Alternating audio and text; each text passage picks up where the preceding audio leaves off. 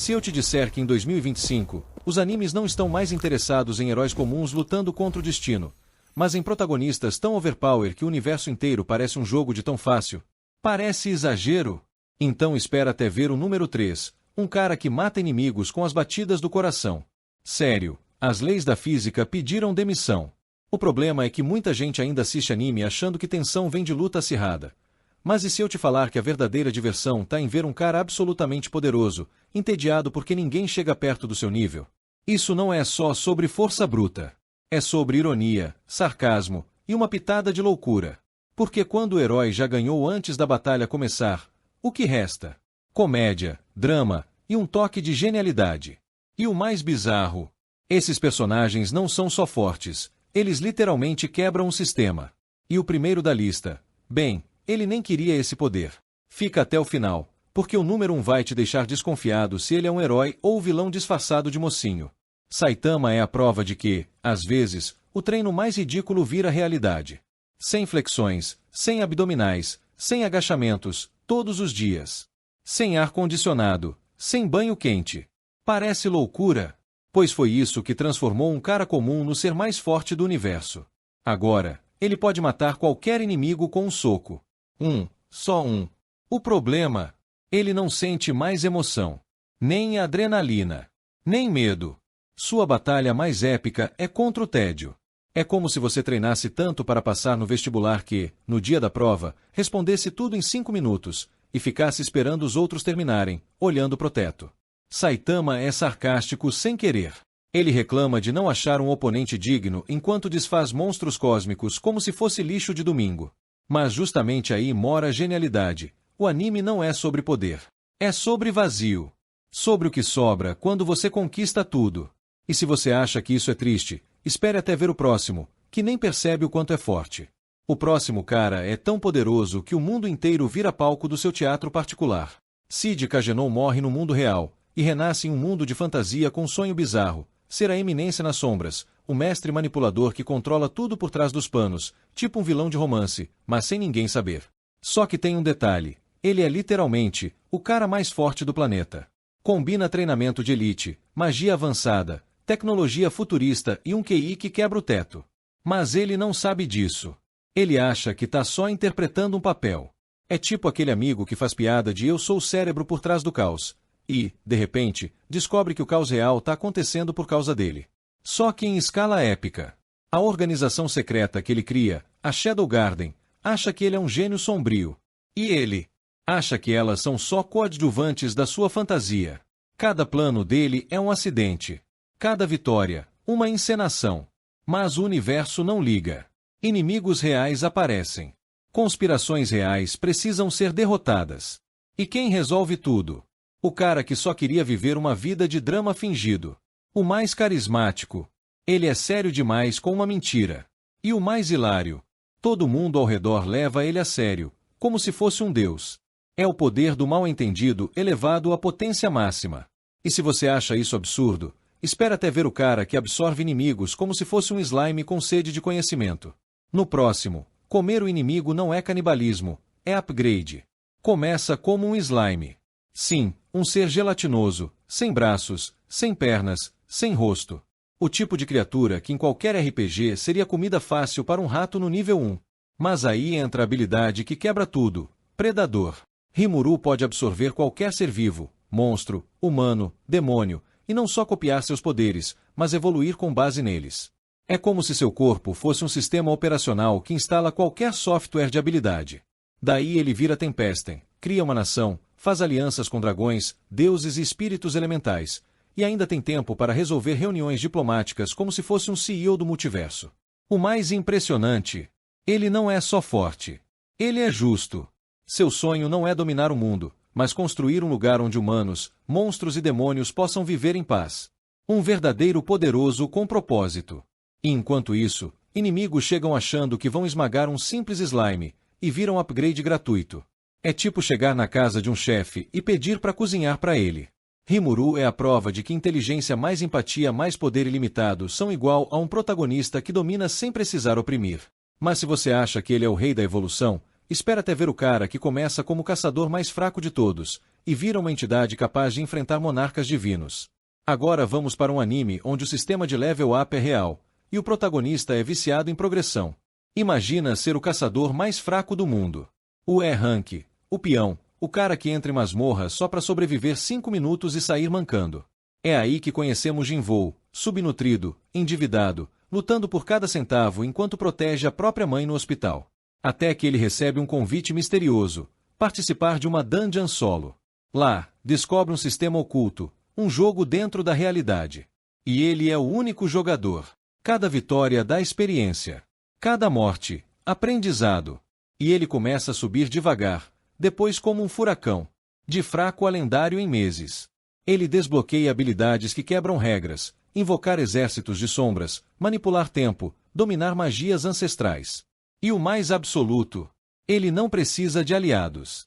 Ele cria aliados, exércitos de guerreiros mortos, leais só a ele. Jinvou vira um espectro de poder silencioso. Não ostenta. Não provoca. Ele entra em uma sala cheia de vilões, e o chão treme antes mesmo de ele levantar a mão. É a jornada de superação mais bem feita dos últimos anos. Não é só sobre força, é sobre dor, sacrifício, e o peso de carregar um destino que ninguém mais consegue entender. Enquanto ele domina o mundo humano, um rei demônio acorda do sono eterno, achando que é o mais forte. Spoiler, ele não é. E falando em reis demônios, o próximo protagonista nasceu como um, mas acha que todo mundo é só um estorvo no seu caminho. Anos Voldigoad não é só o rei demônio reencarnado. Ele é a encarnação da tirania, da força bruta e da arrogância cósmica. Voltou a um mundo que esqueceu sua existência. E sabe o que ele faz? Despreza todo mundo como se fossem formigas discutindo quem é o rei do formigueiro. Sua magia não precisa de palavras ou gestos. Ele mata com o olhar. Revive com o estalar de dedos. Destrói castelos com um suspiro. As leis da magia. Ele as escreveu. E as quebrou. Por diversão. É o tipo de personagem overpower que transforma batalhas épicas em piadas. O inimigo gasta 10 minutos lançando um feitiço cósmico, e Anos responde com: "Você demorou tanto que eu já esqueci o que você queria." E o mais sarcástico: ele acha que está sendo educado. Perdão por matar você instantaneamente. Foi só para poupar seu sofrimento. Claro, Anos, claro. O anime é uma celebração do absurdo. Cada episódio é uma nova forma de mostrar que o protagonista está em um patamar tão alto que o conceito de desafio virou piada interna. Mas justamente por isso, o público adora. Porque no fundo, todos já se sentiram subestimados. E ver alguém não só provar seu valor, mas fazê-lo com estilo e superioridade absoluta, é catártico. E se você acha que Anos é o ápice do poder, espere até ver o cara que nem precisa de magia. Só precisa de estresse. Vamos para onde emoção reprimida vira explosão cósmica. Mob é o paradoxo perfeito. Um garoto tímido, educado, que mal consegue falar com garotas, mas que por dentro carrega um poder psíquico tão imenso que, se for solto, pode apagar cidades do mapa. Ele não controla isso com técnica, ele controla com emoção. E quando sua barra de estresse chega a 100% o mundo para. Ele flutua. O céu escurece. O chão racha. E tudo ao redor vira pó. É como se o universo inteiro dissesse: "Ah não, ele ficou bravo." E o pior, ele nem quer usar esse poder. Ele só quer ser útil, crescer como pessoa e talvez, um dia ter uma namorada. Criado pelo mesmo autor de One Punch Man, esse anime mistura lutas espetaculares com uma jornada emocional profunda. Cada batalha não é sobre vencer o inimigo, é sobre Mob vencer a si mesmo. Sobre dominar o medo, a raiva, a necessidade de aprovação. É um poderoso que odeia ser visto só pelo poder. Ele quer ser reconhecido pelo coração, não pela força. E isso o torna mais humano do que qualquer herói normal. A animação é psicodélica. As cenas de clímax são obras de arte em movimento, cores explodindo, formas distorcidas, emoções puras se manifestando como energia cósmica. E no fim, você não torce por ele vencer, você torce para ele encontrar paz. Mas se você pensa que emoção controla o poder, espera até ver o cara cuja mente é tão forte que o tempo e o espaço são brinquedos. O próximo mundo é um lugar onde ser onipotente é um incômodo diário. Imagine acordar com todos os poderes psíquicos do universo. Telecinese, telepatia, pirocinese, viagem no tempo, regeneração, invisibilidade, clonagem e tudo mais que você possa pensar. E agora imagine que tudo que você quer é tomar seu café em paz, comer seu café da manhã com ovos perfeitos e não ser incomodado. Esse é Psyche. Um cara com poder absoluto que só deseja uma vida medíocre. Ele bloqueia mentes, reseta o tempo quando algo dá errado, e ainda tem que lidar com amigos excêntricos que o arrastam para situações ridículas, como competições de popularidade ou festas de aniversário com temática de alienígenas. Ele é o ser mais poderoso da Terra, e o mais desconfiado de qualquer forma de socialização. Por que eu tenho que ir à praia? Eu posso criar um oceano no meu quarto. O humor vem justamente do contraste. Enquanto os outros personagens acham que estão vivendo dramas épicos, Psyche está lá mentalmente revirando os olhos, usando telepatia para roubar seu lanche favorito antes que o vendedor feche a barraca. E o mais genial, ele nem se considera especial. Para ele, esses poderes são uma maldição prática. Tipo ter um supercomputador no bolso, mas só usar para ver memes e evitar filas. Psyche é a prova de que, quando você tem tudo, o maior desafio é encontrar algo que vale a pena. Mas se você acha que onipotência é fardo, espere até ver o próximo, que é literalmente a personificação do mal, e adora seu trabalho. No seguinte, o vampiro mais antigo do mundo sai do caixão só para se divertir um pouco. Alucard não é só um vampiro. Ele é o vampiro. O original. Drácula ressuscitado, selado, domesticado e colocado a serviço da rainha da Inglaterra. Mas servir é um termo relativo. Ele obedece ordens, só até o momento em que decide que vai destruir tudo com estilo. Seus poderes são regeneração total, controle sobre o sangue, invocação de legiões de mortos-vivos, transformação em névoa e um sorriso constante que vai de orelha a orelha, especialmente quando está prestes a arrancar a alma de alguém com um chicote feito de balas amaldiçoadas. Ele é carismático no sentido mais sombrio da palavra. Não seduz com palavras. Seduz com caos. Com olhares. Com a certeza absoluta de que, onde ele pisa, ninguém sobrevive sem permissão. E o mais perturbador, ele se diverte. Cada batalha é um teatro. Cada inimigo um convidado especial para seu show particular de horror gótico. Ele não mata rápido. Ele saboreia. Hellsing Ultimate não é um anime de ação. É uma ópera de sangue e escuridão, onde Alucard é o maestro. As animações são em preto e branco, com explosões de vermelho, como se o mundo inteiro fosse um filme antigo que ele está destruindo em câmera lenta. E no meio do caos, você não torce contra ele. Você torce para ele continuar. Porque ver Alucard em ação é como assistir a um furacão decidido a provar que é o fim de tudo. Mas se você pensa que imortalidade é o ápice do poder, espere até ver o cara que nem precisa de corpo. Ele é um avatar de um jogador de RPG, e o mundo inteiro é seu mapa. Vamos para um anime onde um esqueleto com coroa vira Deus por acidente. Imagina estar jogando seu MMORPG favorito. E, de repente, o servidor não desliga. O mundo não some. E você continua ali, mas agora, dentro do seu avatar, um lorde esquelético coberto por uma armadura negra, com magias de nível 100 e um staff que manipula a morte. É isso que acontece com Momonga. O último jogador de Yggdrasil acorda em um novo mundo real, ainda no corpo de Ainzo Algon. E ele não está sozinho. Seu guild hall, Nazarick, veio com ele, cheio de NPCs leais, poderosos e programados para adorá-lo como seu mestre supremo. Só que tem um problema. Ele não é um gênio. Ele é um otaku mediano.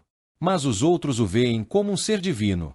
Cada decisão sua, por mais aleatória, é analisada como parte de um plano milenar. Porque ele olhou para o norte. Será que previu a queda da nação vizinha? Ainz é desconfiado por natureza. Ele não confia em ninguém. Tudo é cálculo, manipulação e controle. Ele age com frieza, mas por dentro, ele sente saudade dos amigos que se foram. Ele chora em segredo.